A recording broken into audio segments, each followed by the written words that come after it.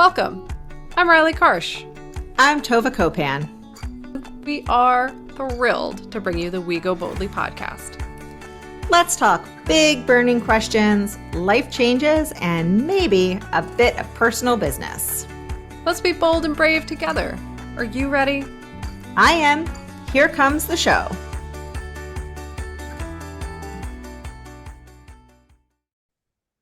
Hello, everyone, and welcome to We Go Boldly, the podcast. It's season 10 still. I'm very excited about it. It's the how-to season. I have to say, I feel like I've learned a lot already in our season, and I have no idea what episode this is going to be right now because we're pre-recording a lot of stuff. But I think that our episode today is timely for me. So hopefully it is also timely for all of you out there listening and for Tova, who I'm going to say hello to in a second. But today we're talking about how to stop negative self-talk, how to turn down that monster in your brain so that it's not so mean. And I think that this is something we all can benefit from, right? Like whether you are somebody who has been struggling with this forever and it's so hard and you're so hard on yourself, or if, it only comes up once in a while, it's still useful to think about how do we reframe these conversations. And I have to say, I think like 50% of my time in therapy working on this specific topic. The other 50% were a lot of other things, but like this specific topic has been a challenge for me my entire life. And I'm excited to talk about it openly and like have a conversation. So before we get into the nitty gritty of everything that there is to do with stopping that negative inner voice, that negative self-talk, let me say hello to Tova and see how she's doing on this lovely spring day we're having here in New Jersey. It is a lovely spring day. I am doing quite well. It is a Wednesday. It is a very, very busy Wednesday. And I don't mean that in like, oh, I'm so busy, like frantic way. I mean, like, it is legitimately like the to-do list is long. There are things that have to get done, and like I'm not making them up. Like they're just like meetings back to back to back, and just so much that has to get done in the next few weeks. And so yeah, but it's like, good stuff. And hopefully I can sleep tonight. I slept last night. That's not implying, I mean, I have been sleeping with the help of Benadryl. And and so it's just like, okay, let's just like, keep going and like doing it. But no, I'm happy. Yeah. I'm excited that it's not I don't know. I guess if it can't be snowing, I guess I'm glad it's not, cold anymore, I suppose. I am really excited that it is nice enough for me to want to go outside and walk in the nature. Because I don't do walking at 20 degrees. Like that just doesn't work for me. Maybe it will eventually, like if I move somewhere where it's very cold all the time and I'll get used to it. Yeah. But right now, like it's just not my jam. And so I'm excited to be going back outside and also to be able to be like, kids, get out, go outside. Yeah. Which they would do before now, but like now they'll be even more motivated to do it. So I'm excited about that as well. But all that being said, let's dive in because we are on a little bit of a time crunch today, so we're gonna get it in. Speaking of back-to-back meetings. Yeah, exactly. So let's talk about stopping negative self-talk. And Tova did the research for this episode. I'm gonna let her dive into like definitions and all that stuff in a second. But what I want to start with, if it's okay with you, Tova, is a bit of my personal history with negative self-talk. And I share this not to be like too much information, and I don't really think it is, but just to be open and honest about how hard it can be to overcome the nature and nurture of how your brain is hardwired, right? Like there are times where for me it's very easy to change my thought process from negative to positive. There's times where it's super easy and that's awesome. There are also like extensive amounts of times where it's hard and the voice inside my head is not a nice voice and it's saying mean things to me. And I try to talk about it, and we'll get into all of this, but I try to talk about it like it's not entirely me sometimes because it actually makes it easier. And we'll, like I said, we'll get into like the how-tos of it all. But I grew up this way. And, some of it was my family system and some of it's just my personality. I'm very like self-critical in a lot of ways. And for me, it definitely led to like poor choices and depression and also like not believing in myself when there was really no reason to not believe in myself.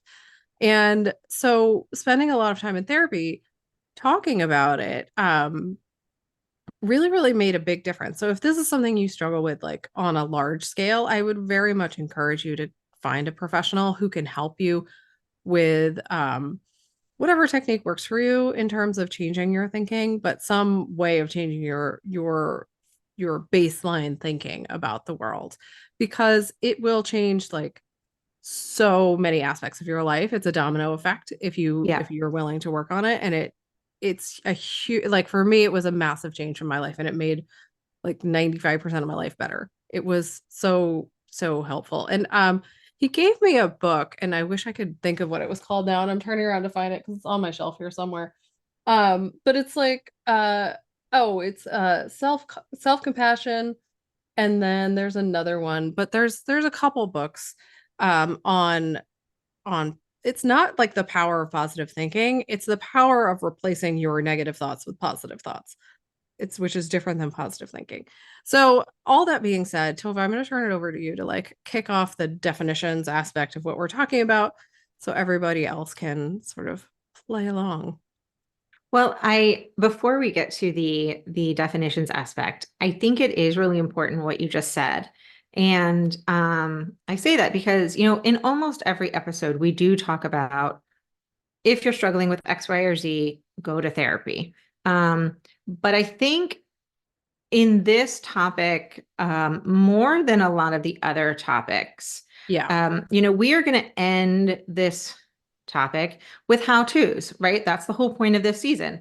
And I purposefully, when I went through this outline and I was doing the research, I really tried to focus on how-tos that are things that we can do, like that aren't overcoming perfectionism, that aren't Right. like these big things, but like something that you can actually say, okay, because guess what? Spoiler alert on your homework. Like I can identify something that, some negative self-talk.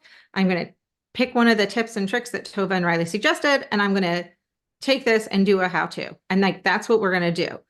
Um, that being said, people who are struggling with anxiety, depression, a variety of things, or just a really tough time in their lives, right? So it could be a temporary experience of sadness, depression, just a struggle, right?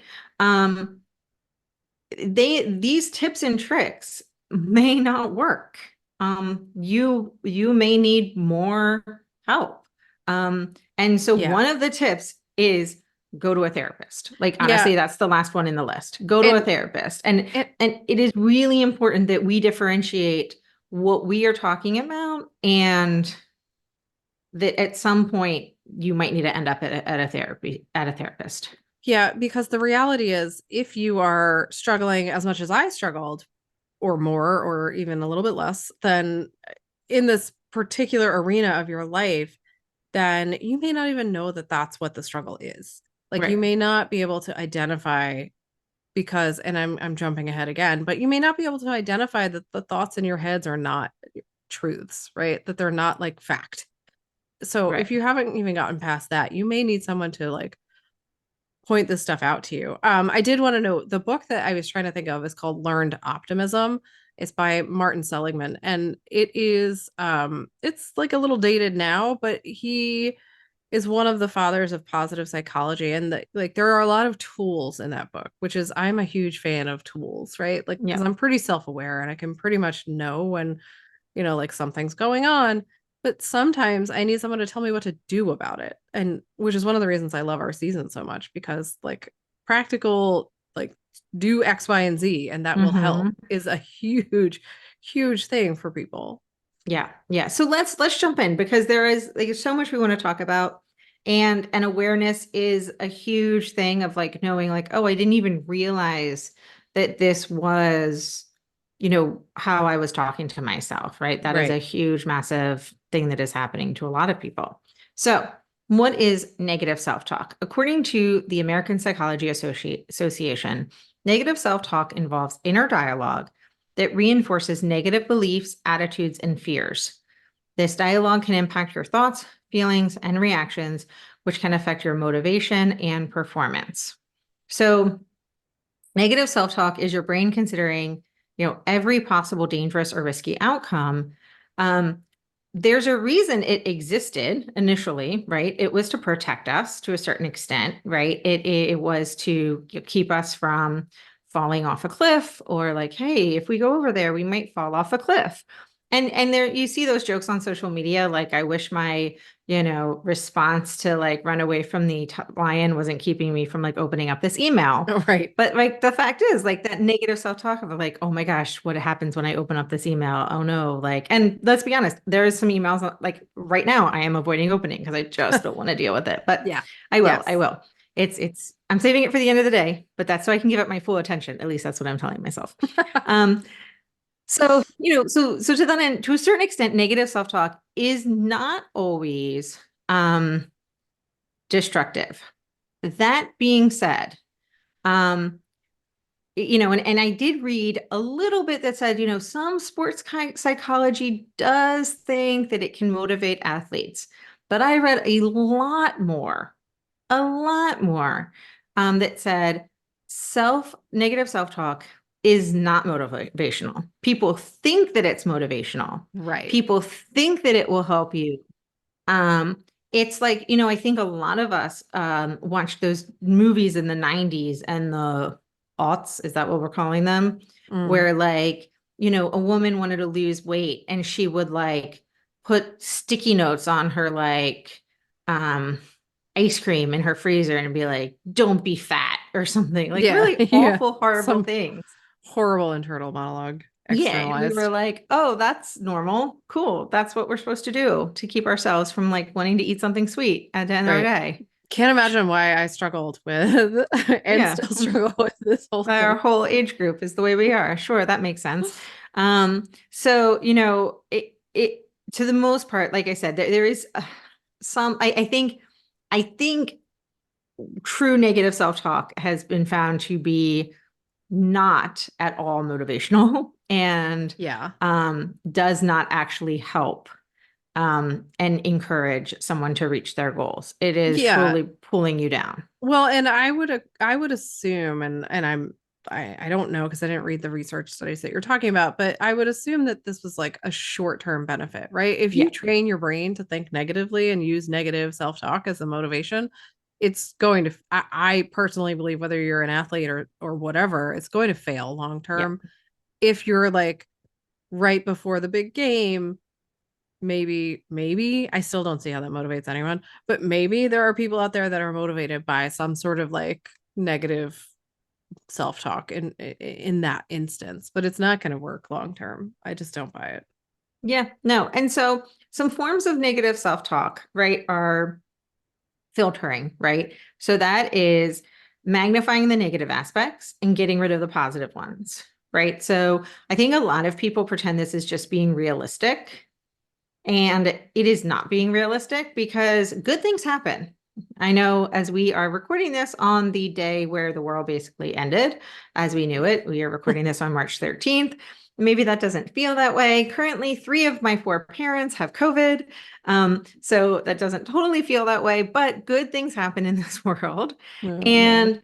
And it is when we only focus on the negative, right? We are ignoring the good things that happened, right? We are ignoring um, I think it is so easy to do. I read one of my kids like performance reviews from their soccer coach, and it was all good. And there was like one line that was like emerging, which is their word for like needs more work. And he was focused on emerging. Like he was focused on the one thing. And it was like, wait a minute, wait a minute. So that is like filtering, right? Only focusing on the negative. Um, Another type of uh, negative self-talk is personalizing, right? So when something bad happens, you blame yourself, right? So I think a lot of us do this and it's like the example I had read or they gave was like, if an evening out is canceled, you just assume that like the plans were changed because no one wants to hang out with you. But it could be, a variety of things. Like people could be tired. Like it's Yeah. so often things have nothing to do with you. More And often than and not, I mean that in right? the best way Yeah. possible. Yeah, for sure.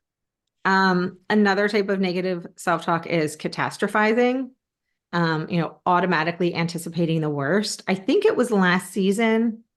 No, maybe it was the season before last where we actually talked about how there is a time where this can be good. Like there is a surprising amount of research that shows that thinking about the worst case scenario Yeah. can be good.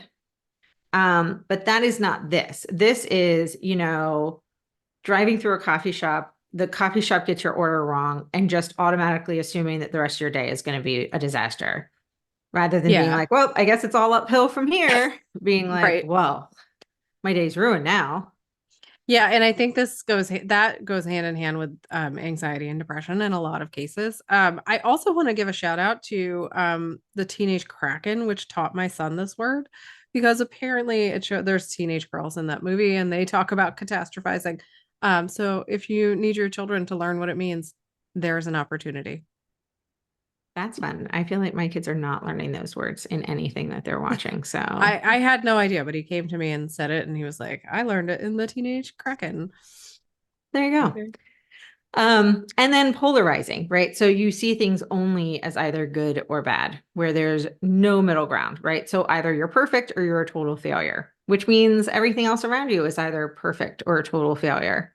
Um, and that is a very difficult place to be because, shockingly enough, it is hard to be perfect, which means you're Yeah. probably going to see yourself as a Well, total failure. and that kind of all or nothing, black and white thinking in adults is very often, again, associated with anxiety and depression because it is Yes. hard when you are depressed, it is hard to see the gray areas, right? Like it's hard to recognize that there's nuance in the world. And if your inner voice is trained to think the worst, to catastrophize, to filter, to do all these things and go towards the negative, then it be like it's a self-perpetuating cycle, right? You're depressed and then you're negative self-talk and then you're depressed and then you're, like it just keeps going.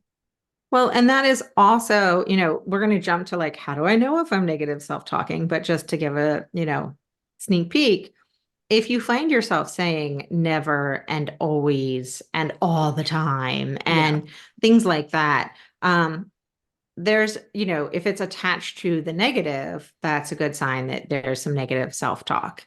And we are often talking about, doing it in your head, right? Hmm. But it can be like muttering under your breath. It could be, the way you talk about yourself in front of your kids, Yeah. like the way you talk about yourself in front of other people. I mean, we're focused on the inner dialogue, but a lot more than you realize, it can come out into an outer dialogue. Yeah, absolutely. That's a good point. Um, so the impact of negative self-talk, is, there's a chicken and an egg effect with anxiety and depression, right? So you may already be depressed or anxious. That might be something that's already happening. And then it's going to kickstart your negative self-talk and then it will make your anxiety and depression worse, which will then make you have more negative self-talk and then, chicken and the egg Yep. situation. It can harm your relationship with others. So either it means that you are dumping on your friends and family all the time, um, or that you just have this negative relationship toll all the time in your head. Where I am reading about halfway through Matthew Perry's memoir, which is very dark and very sad. And I'm not sure what I thought it would be. I mean, I think it's what I thought it would be, which is why I really wasn't planning on reading it. But Yeah. I had a long car ride yesterday, and it was one of those like on Libby where it was like, it's available, jump the line. And I was like, okay, I don't have to wait in line. Sure. And it is just as dark and sad as I thought it would be. And for somebody who has struggled, he struggled so hard with addiction. Yeah. Um, I mean, he didn't enjoy the addiction, Right. like there was at no point where he was like, yeah, it was really fun. I mean, it was just always a struggle. And the negative talk and the number of relationships, romantic and otherwise, that he prematurely ended so that he could dump somebody before he was dumped, Right. you know. And I'm sure there were relationships where he backed away and they dumped him because he was backing away, and just, and that is because, the negative self-talk going through your head saying, this person doesn't really care about me. This person doesn't like me. I'm not worthy of them. I'm not enough. Why would they be here? Why would they stay here? Um, and obviously, like, I mean, this one, I feel like I don't even need to say, but it may hurt your self-esteem.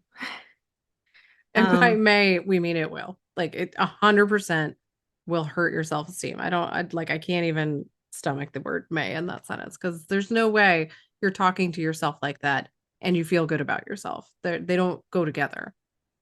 I think we've talked about this before. I listened to the podcast, the One Tree Hill podcast, Hmm. and the women on that show have talked about how your body, when you're an actress, doesn't know the difference between acting and not acting. So if you are experiencing something scary or traumatic or exciting or something on the show, and your body has, goes through this grief and you're crying and, whatever, your body is experiencing that trauma.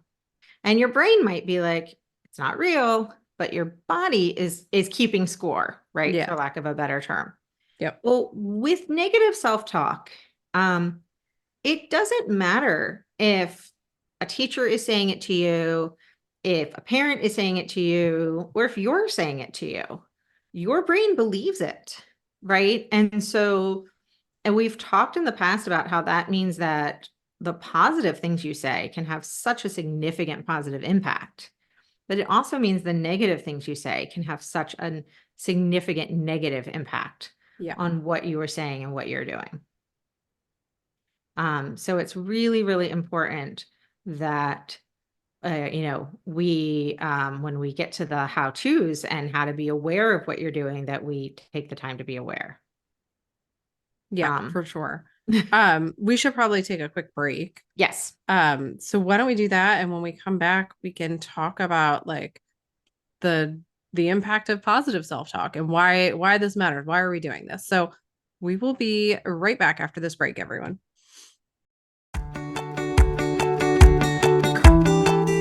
Well, hey there, dream chaser. Are you ready to make the next 12 months of your life unforgettable? Introducing the Year of You, a groundbreaking new goal system group that's about to redefine the way we approach personal growth. Join us with a community of like minded individuals committed to unlocking their full potential. With expert guidance, personalized strategies, kind hearted accountability, and a supportive network, the Year of You is more than just a goal setting group, it's a whole movement. Don't just dream about it, achieve it. Click in the link in our show notes or go ahead and visit us at goboldlyinitiative.com/year of you to learn more today. Let's embark on a transformative journey together towards becoming the best versions we can be. The Year of You, where your goals become reality. All right, so welcome back to the show. Before the break, Tova was going through some of the impacts that negative self-talk can have on us. I want to just say that they can have like all kinds of terrible impacts on us, right? Like everyone is unique and everyone will experience it differently.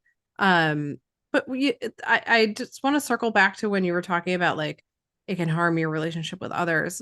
I think most people have had a friend or a family member or somebody in their lives who really like beats themselves up publicly and like does it all the Mhm. time. And that can be so exhausting to be around. It is for me. Yep. And as somebody who's been on both sides of this coin, like it is exhausting for everyone involved, but to constantly be picking somebody up and helping them stand up and helping them feel good about themselves and watching them not like solve like do anything to fix the problem is exhausting. So it really does Like it not only impacts your relationship with yourself, but it impacts your relationship with everyone around you, whether you're speaking it out loud or not, because it impacts how you relate to people. So I just wanted to sort of highlight that as one of the reasons we really wanted to focus on this how to this season. Um, so on the flip side, like to take it to the positive, no pun intended, the impact of positive self-talk is I don't know, it's kind of immeasurable to be honest. I speaking from experience, like when you go from a negative outlook to an optimistic outlook, it is very life changing. And I'm not going to sit here and say that I am now an optimist all the time. But I'm much closer than I ever was, and it makes a massive difference in my relationships, in my relationship to myself, in my ability to accomplish anything on any given day. It is improved by having made that switch. Um, but I can see here, Tova, you're sharing that like researchers have been exploring the effects that positive thinking and optimism has on health. There's a whole, and I mentioned it at the very beginning of the show, but there's a whole field of psychology on learned optimism and learned positivity, and there's a whole world of positive psychology. And again, it is not, we've talked about this so much, but I'm going to say it again. It is not silver linings. It is not Right. being like, if I just think positive, everything will be fine. Like you can't live, love, light your way out of, atrocities. Like that doesn't work. But you can change the way you look at the world and the way you think about the world, and you can reach for hope instead of reaching for, chaos, which maybe isn't the opposite of hope, but it was for me. So that's what I'm using. Um, Well, I do want to highlight too, there are, like, I do think we talk about positive thinking. I do think the opposite between pessimism and like the opposite of pessimism isn't like positive thinking, it's realism. Like mhm. we so often, and April last year spoke about this, about having the inner positive voice being her Yeah. realistic voice. But Yeah. I think that and maybe we'll highlight her and that quote when she talks about it when we come up to this week. But um, like so often we think of positive thinking as like pie in the sky thinking and pessimism as being realistic. Right. And the facts don't actually bear that to be true. Like, yes, a lot of us have go through down on our luck time where bad things happen, and bad things happen to good people, and good things happen to bad people, and vice versa. Like it happens. But the fact is that like having negative expectations of reality, and this is setting aside the fact that when you expect good things to happen, they're more likely to happen. Right. But like having negative expectations of the world is not realistic. It is being negative, right? And having positive expectations is actually more in line with being realistic, because like, or at least is no less not realistic than having negative expectations. Yeah, Um, exactly. and so, I just want to, highlight that. I also found it a little frustrating that a lot of the articles that I read, like I realized or initially said, okay, this is going to be how to stop negative self-talk. And I started that and I was like, wait, there's no discussions about positive self-talk. So then I had to restart the research to find information about positive self-talk. And I was like, shouldn't the articles be not just about how to stop negative, but then how to add positive? And Right. there were some, but I was like, this is annoying. like like we should be talking about both, like how negative self-talk is not only bad for you, but positive self-talk is good for you. And like you Right. said, like there are a number of health benefits to positive thinking. And I mean, if we're talking about self-talk being internal, that is in fact positive thinking. Yeah. Uh, so, like you said, I mean, just boatloads of positive health benefits, and we've talked about them before. Even greater resistance to the common cold, which Yeah, I'll which is take. crazy, right? Like, but think about how often things snowball, right? Like, if something bad happens and you're struggling with it, which is natural and normal, but then like something else bad happens, and then another Yes. thing. and it all sort of compounds, it's far more likely that then you're going to get sick, or then you're going to like be in a bad mood, or you're going to feel bad about things going on around you, or you're going to go, why me? Or why is this happening? Or, Yeah. it compounds on itself. So I Well, think it makes a lot of sense. it's funny because I always associate me getting strep throat with stress. I mean, when I was little, I just got it because of I was little. But like, and I was telling my neighbor about how I had strep throat. And then I ended up like on this whole tangent about everything stressful that was going on in my life. And I was like, wait, how did I get on this topic? And he was like, strep throat. I was like, oh yeah. Yep. I get it when I'm stressed. Well, your immune system decreases when you're stressed, right? Like Yep. whether people want to acknowledge it or not, stress puts a burden on your body. It puts a burden Hmm. on your systems, whether it's your immune system, your heart, your lungs, your blood pressure, all those things.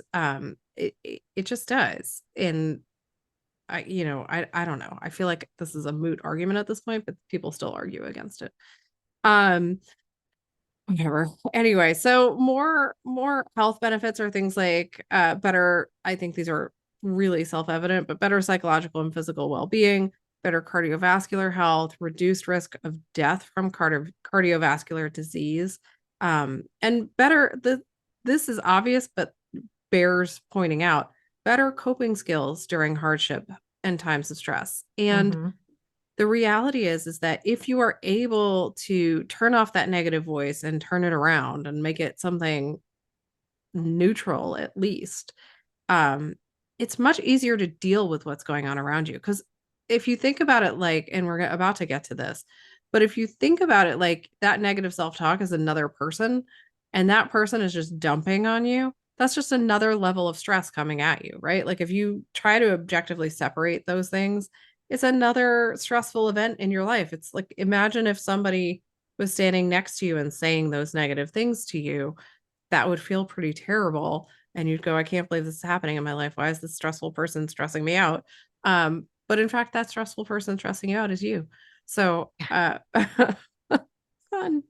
Yes. Um, Yes.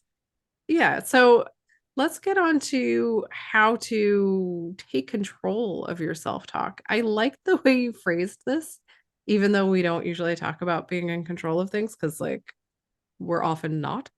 Um, Well, and I will be honest, I don't often think about what I'm going to title the headline and an outline, but I thought about this one a lot. And I went back and forth because I was like, well, what are we doing with it? And it's like, well, we're taking control of it. Like we're figuring out what it's going to be in our life. And like yeah. what we're because it is something we can control. This is actually something that we can that it doesn't mean we can snap our fingers and change it overnight if we're down one path, but Yeah. it is something that is within our control. And Yeah, it so I do want to say it may take a lot of work to yes, wrangle, right? Like, and now for some reason I'm thinking of it like I'm a cowboy and I have to like sure, sure. lasso it, but whatever. Um, it may take you a lot of work, a lot of support, and conscious, intentional effort, right? Because it doesn't, like you just said, Tova, you can't just snap your fingers and overnight change your mode of thinking for the last 5, 10, 15 years, right? Yeah, Like that's not how it works. But it can be changed. And that, like, once you believe that everything else gets easier. If you believe that you can change it, then you can start working on it and making those changes. Like when I first started with my therapist, I did not believe that this was a changeable characteristic, right? I right. was like, this is a personality trait that's never going to change. It's just who I am. Which anytime you find yourself saying that, like, nuh um I'm very childish today. Nuh-uh. But like Which, by the clearly, way, that will come in handy when we get to the how-tos of how to talk to your negative yeah, self-talk. yes, absolutely. But like clearly, you can change it. It is not burned into your being as like this is the only way I can be, but it requires intentional work and like awareness and a desire to change it. And not just be like, somebody fix this for me, because that's not going to do it. Yeah. So first of all, self-talk is normal. Step number one, like The fact that you do it for a large chunk of your day is very normal.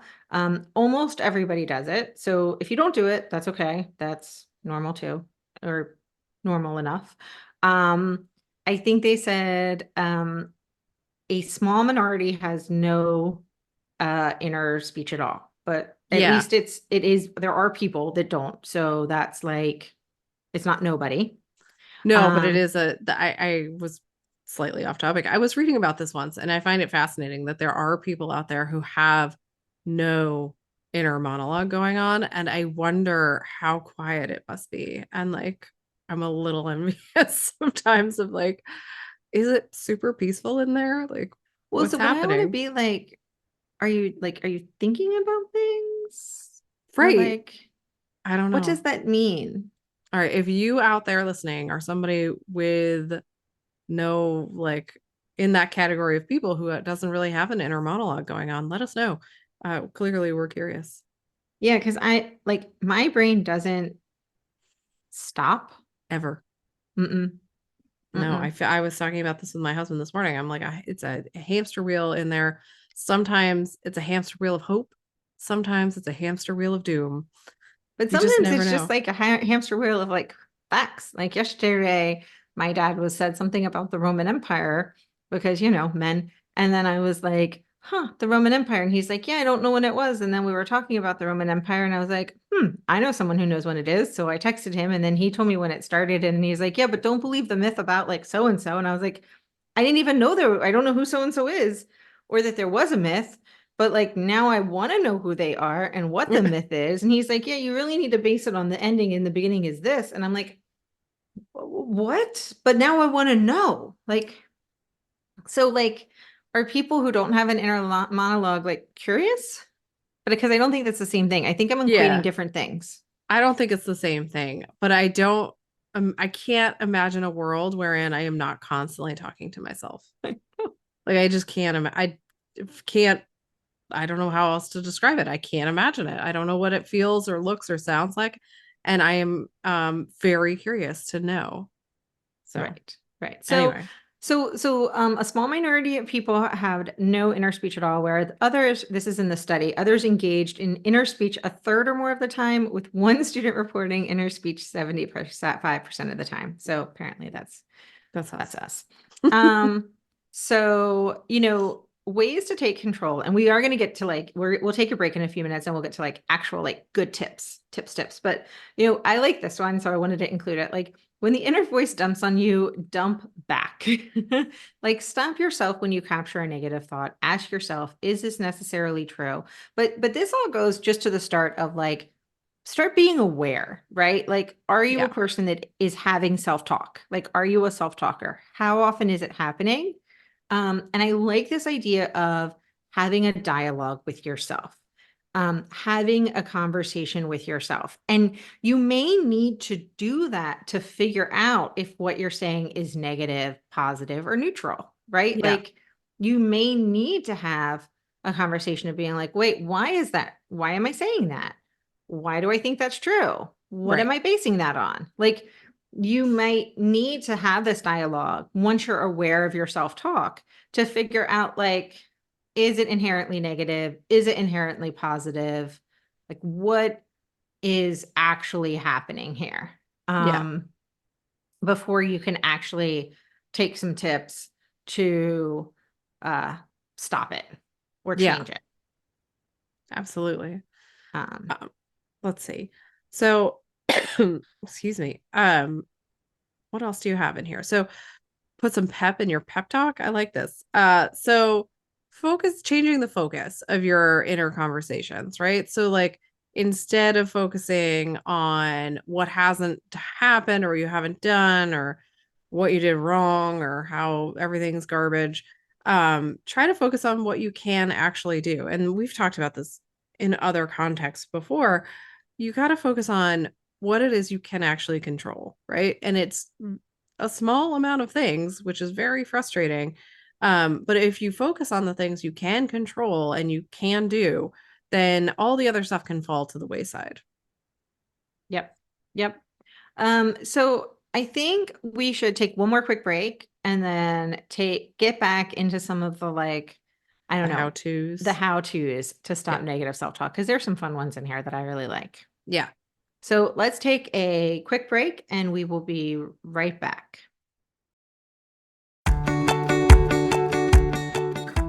Hey there, pod family. Have you ever wished you could stay in the loop with a little slice of transformation and inspiration delivered straight to your inbox? Well, you're in luck because now you can. Introducing our fantastic newsletter, your VIP pass to all things exciting and informative. Join our community of growth minded souls. Get the hottest topics delivered right to your inbox. It's quick, easy, and totally free. Just head over to our website at goboldlyinitiative.com and sign up for our newsletter today. Don't miss out on the next big thing. Stay connected with us. Subscribe now and get ready for some big, bold love. Okay, so welcome back. So like I said, I did not include, a lot of the articles included, you know, stop being a perfectionist and, things like that. And yes, we need to work on our perfectionism. We need to work on a lot of these different things. But I thought, okay, what are some actual tips that we could use once you say, yes, I am aware of my negative self-talk and I want to resolve it and I want to stop it. So I liked a lot of these ideas. So the Yeah. first one was give it a name, right? So personify it, right? So you have this voice in your head. Give it an identity that's outside of you so you can gain distance from it. And we have often talked about, and we talked about this a lot at the beginning, about this inner voice in your head that is actually somebody else. Yeah. Maybe they're a parent, maybe they're a teacher, but this self-talk is you, but it's often coming from someone else. And society has gotten its way in your head because of the movies or whatever.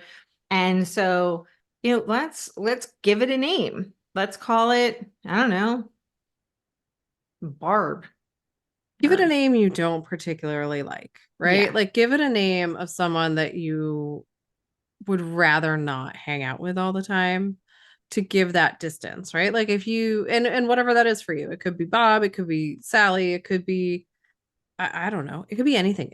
It's irrelevant other than you don't want to pick your best friend's name because that's yeah, like we're trying to get rid of this person. Um, but this is what we've been talking about sort of throughout the show is this idea of separating out that inner critic voice as if it's a whole other entity, right? So that you don't have to take it on so that it's really so that it doesn't have to become a characteristic trait, right? Like, yeah, because your yeah. characteristic traits are sort of fixed and they are what they are. But if you separate this out, then it's a whole other person, it's a whole other identity that you can just be like, I'm gonna cut that out. Like I'm just gonna Yeah. exercise that from my being. And the first two tips are a lot of it's about like getting rid of the credibility of the voice, right? Because there's no reason that it's true. There's no reason just because and also just because it's true, there's no reason that it's helpful and it needs to be said, right? And Right. so you can pick something that's silly or lighthearted. It could be like Skibbity Sally. You're like, oh, Skibbity Sally's at it again. Um, and you can roll your eyes at Skibbity Sally. Like also Skibbity is just annoying and it's It's everywhere. the And worst word. The yeah. worst. So Skibbity Sigma Sally's at it again. And whatever it might be. Right. And because it's the whole point is to take the power from the voice, because I think when we are thinking these things, it has so much power and it's often hard to hear the absurdity of it.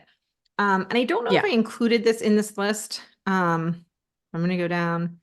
Um, so, one, and I did kind of, but like one of the tips that's just everywhere is like, would you say this to a friend? Right. And so I think that is really important when you're doing this is like, would you say this to a friend? And if the answer is no, um, then you really need to be like, well, why am I letting Skibbity Sally talk to me this way? Right. Like, I will say another another thing that really worked for me once I became a parent was, would I want my kids to hear me talking about myself in this way? Yeah. Is this the example I want to set? Yeah. That was actually more powerful for me personally because I highly motivated by being a good example for my kids. Not that everyone isn't, but like I might be extra. Um, to whatever, but that was a very helpful tool for me to be able to say, like, do I want my daughter to hear me say this about myself, right, or my son? And if they did hear me say this, how would they feel? Like, what would they think? Yeah. What impact would that have? And that for me was a real eye-opening exercise. Yeah. Yeah. Um, the next one is play with your thoughts, which this one is kind of wacky. I love this Um, one. so the someone said that they like to sing their self-critical thoughts to the tune of, this is not me, but Belinda Carlisle's hit song "Heaven is a Place on Earth" or Hanson's Bop. I just think it's such a good idea because it highlights the absurdity of whatever you're thinking, right? Yes. It reminds you that thoughts do not equal facts. Just because you think it doesn't mean it's true or real or accurate or objective or any of those things. In fact, it oftentimes means the opposite. And it allows you to laugh at yourself. And we've talked about this before. The ability to laugh at yourself and laugh at the absurdity of whatever it is you're thinking about or the way in which you're thinking is, I don't know, it's like a game changer because it Yeah. takes some of that pressure off. You don't have to be so perfect. You don't have to be so right all the time. You can just be like, wow, that's ridiculous. I'm going to laugh at it and then let it go. Like, whereas sometimes when you're trying, and I'm just going to highlight this for a second, when you're trying to get rid of negative self-talk, it sometimes creates more negative self-talk because you go in that like lovely shame spiral of, I can't believe I'm talking to myself this way. Why am I so mean to myself? This is so terrible. And Why then can't you're I like, stop doing this? right? Ask me how I know. I've definitely been there. And it's hard because you want to get it right and you want to be Yeah. better and you want to be happier and all those things. Everyone does. And sometimes if you don't learn to laugh at the ridiculousness of whatever it is you're doing, it Yeah. becomes a lot harder to let go of. So I really encourage this suggestion that people try this. It maybe not mbop because that makes me stabby, but like heaven is a place on earth is a great option. Well, and then another idea, if you're not into singing, is to picture the words in a like foolish font or like some weird typeface. So it's like a bubble pops up, but it like looks goofy. So you're like, I Yeah, can't take that seriously. That's foolish. right. Um, Another one, and this was actually recommended a lot of places because it stops your brain, is reminding yourself with a rubber band. So if you keep a rubber band or hair tie on your wrist, each time you notice that your inner critic is taking over, snap the band and silently say stop, right? And the whole point is to bring you back to the present moment, not to hurt yourself, obviously. This is Yeah. not a punishment. It is not to hurt yourself. It is to like regain control. Once again, this is actually one of those chances that we have to have some control, which I It's find a of it's a exciting. disruptor technique and I Yes. I like these because they're immediate, they have immediate results. And so when you do something like this or some people will like snap their fingers or like what you need is a physical action that is immediate and has an immediate like tangible feeling to it. Yes, And I love it because it just disrupts that hamster wheel that we've been talking about. exactly. The next one that I loved, and they take a little bit from like improv, is to have an and. So if you're like, I can't believe I messed up, um, because I burnt dinner.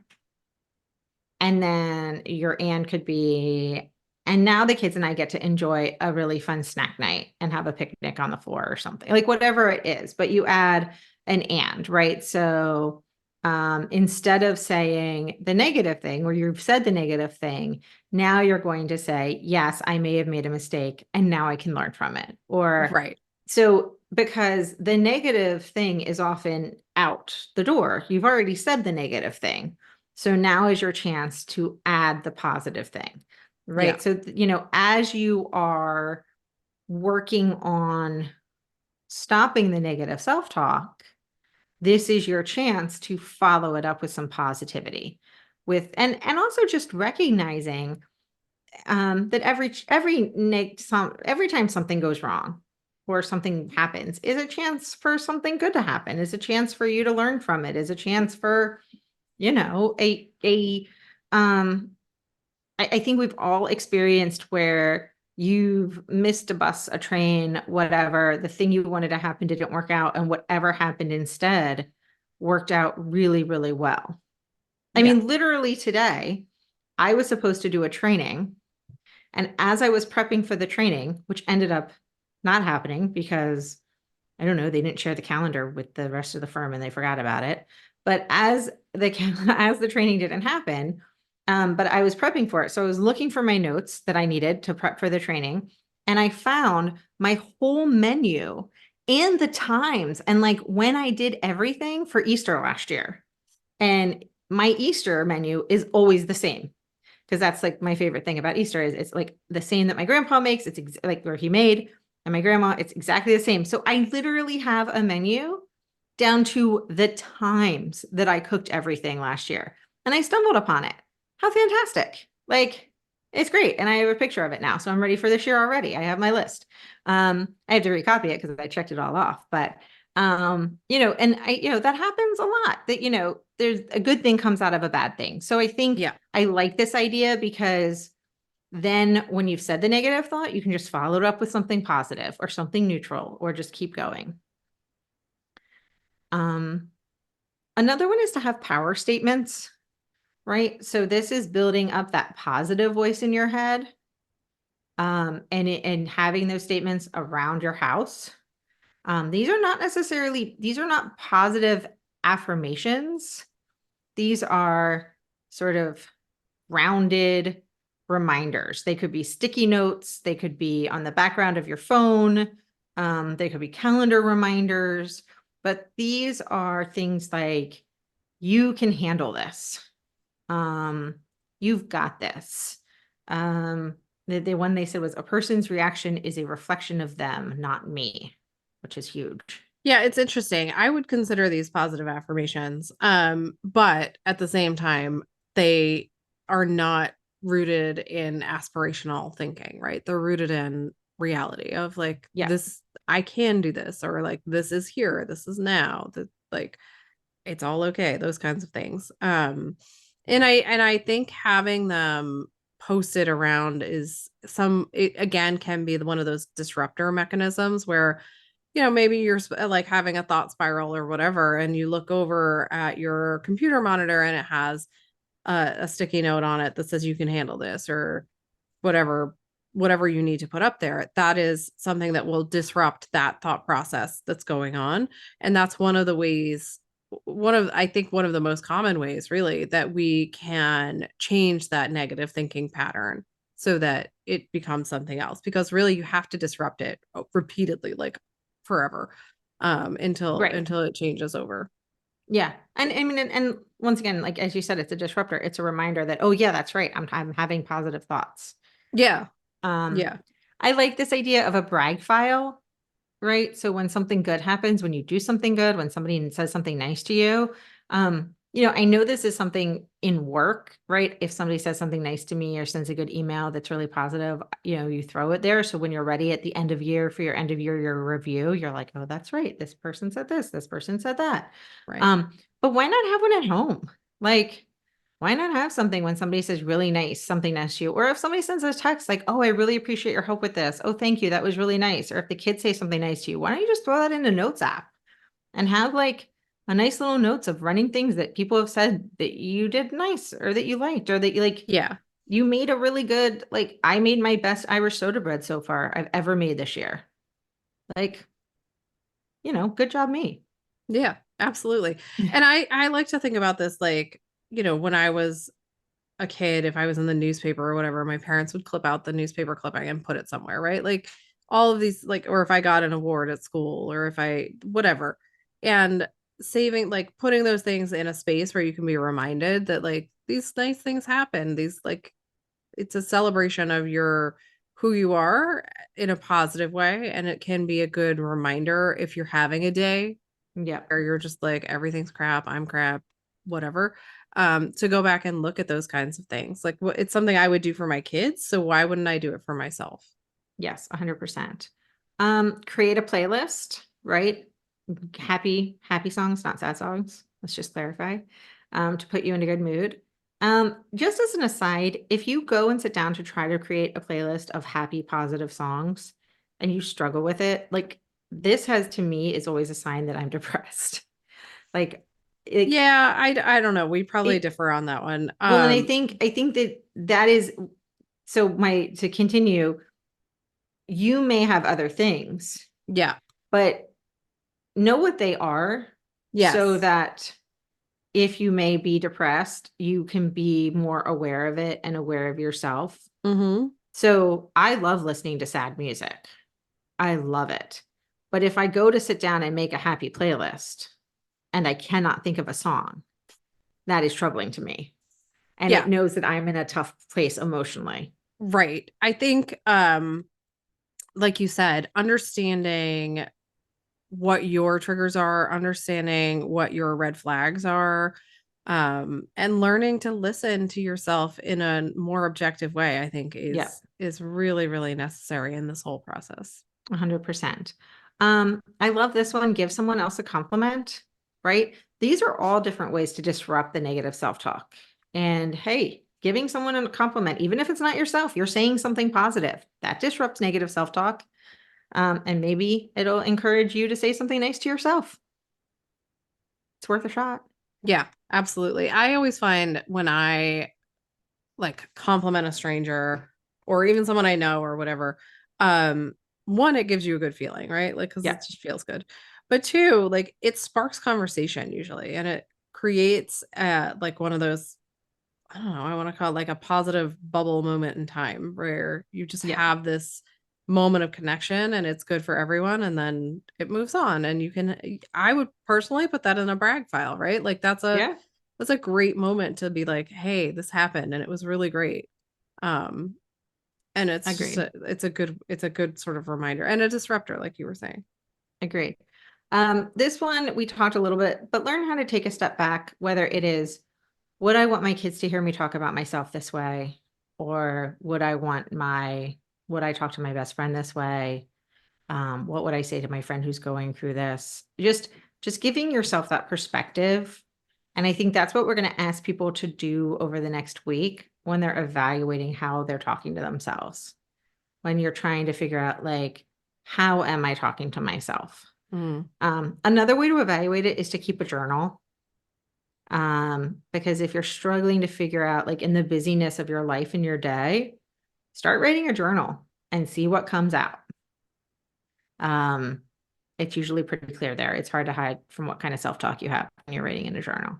And don't be too worried. Like I can sometimes talk negatively in my journal just because that's how I get it all out.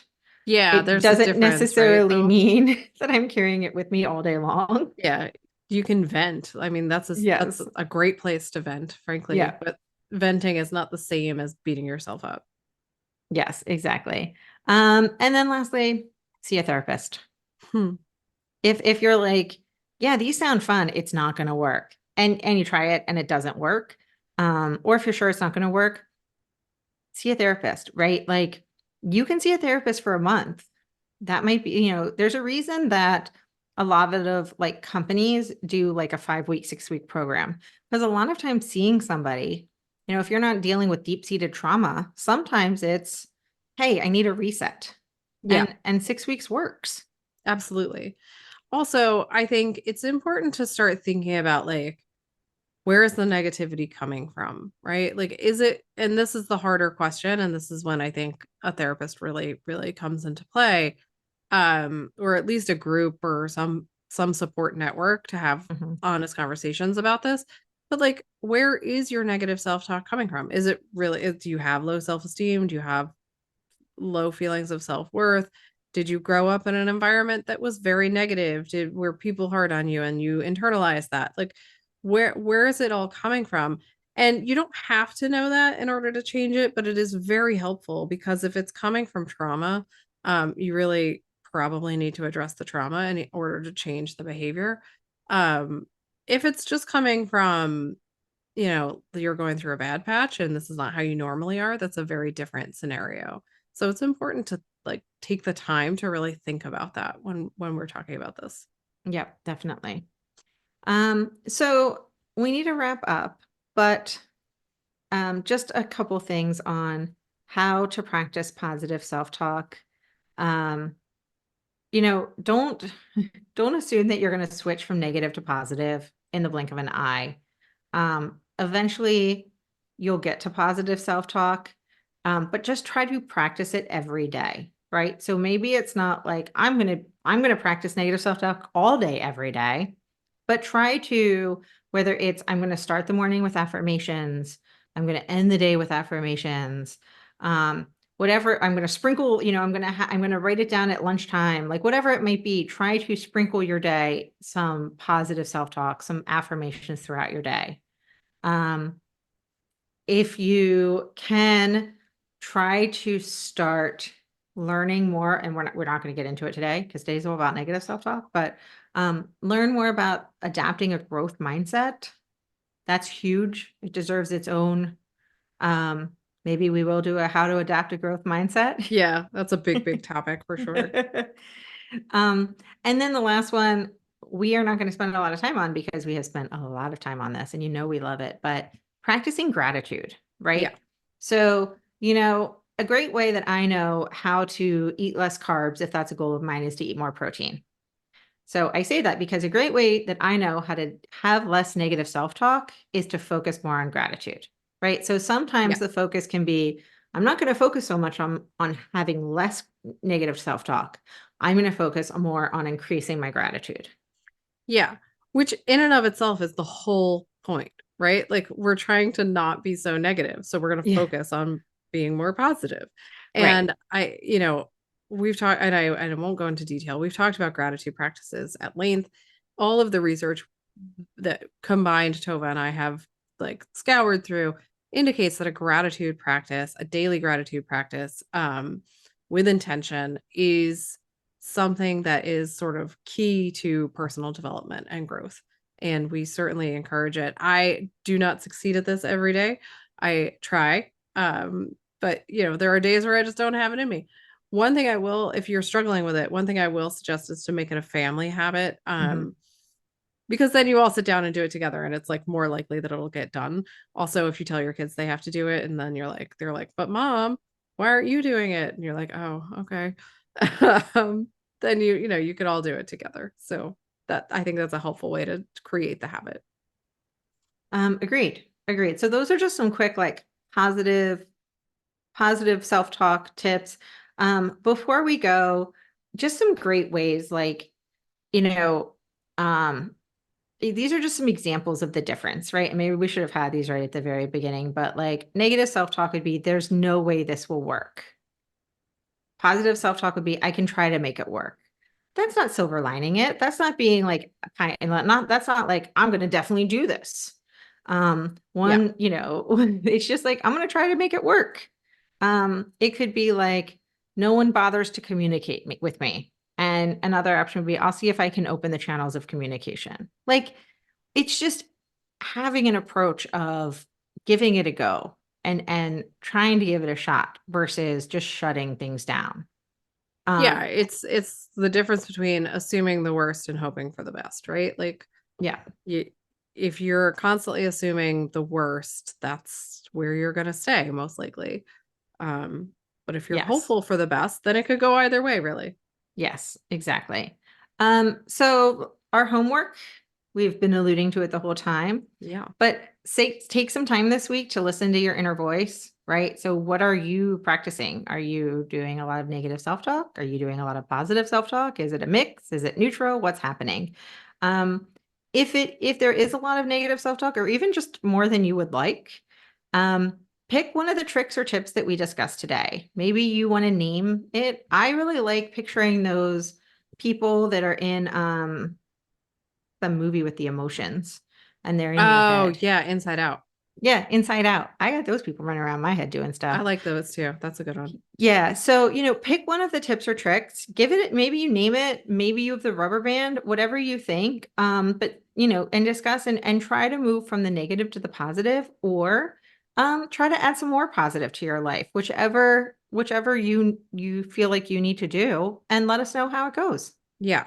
I just want to make one more quick point that I forgot about earlier, and that is that you may have overwhelming positive self-talk about most things, and then have that one thing that you're very Yeah. negative about.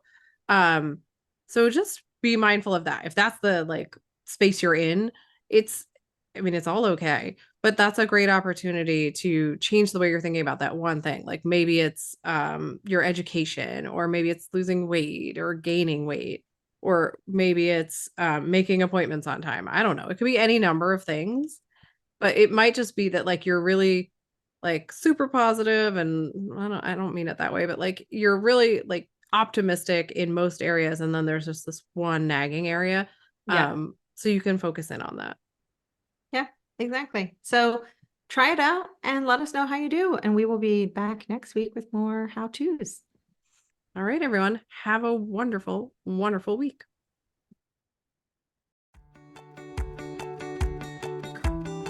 Thanks so much for listening to We Go Boldly podcast.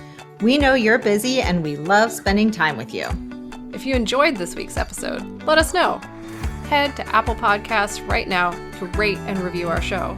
While you're there, be sure to click that subscribe button. Want more us time? Follow us on all the socials at Go Boldly Together. Want even more us time? As in all the coaching pizzazz. Find us at goboldlyinitiative.com for all the info. We will be back with more excitement, research, and deep thoughts next week. Until then, keep on being the bold, brave, amazing people we know you already are.